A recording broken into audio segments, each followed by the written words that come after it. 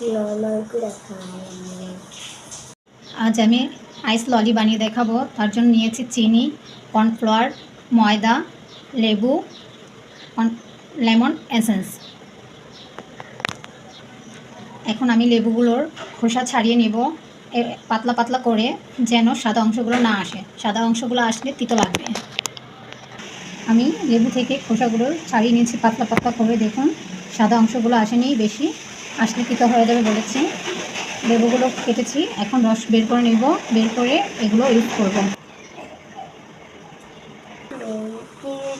আমি চিনি দিয়ে দিচ্ছি এখন পানির মধ্যে। চিনিটার পরিমাণ একটু বেশি দিতে হবে, যেহেতু আইস ললি বানাবো আমরা এখন। ললি এবং ললি মিষ্টির পরিমাণটা একটু বেশি থাকতেই হবে, কমানো যাবে না পরিমাণটা। আমরা শিল্পগুলো দিয়ে দেবো, একসাথে ফুটিয়ে নেব।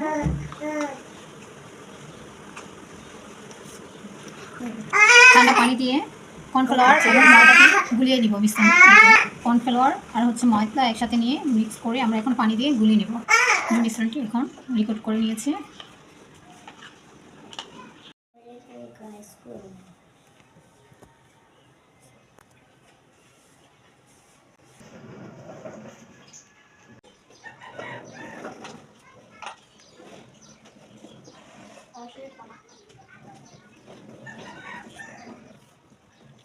একটু লেমন এসেন্স দিয়ে দিব।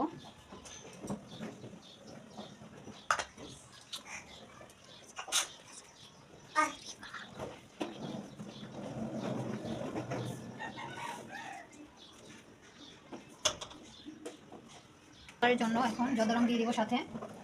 আমার কাছে এখন আপাতত কোনো কালার নেই, তার জন্য ঘরে যে কালার ছিল সেই কালার দিয়ে আমি আপনাদেরকে কালার করে দেখাচ্ছি। আমি কালারটি হালকা ইউজ করেছি, আমার বাচ্চারা খাবে এর জন্য। আপনারা চাইলে আরও গাঢ় করতে পারেন।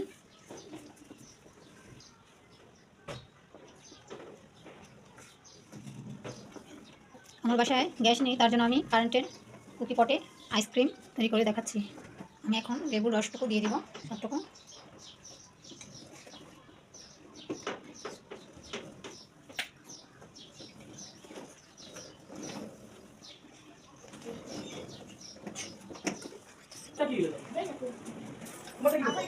আর আইসক্রিম মিশ্রণটি হয়ে গিয়েছে, এখন ঠান্ডা করে ফ্রিজে রাখবো ছেঁকে।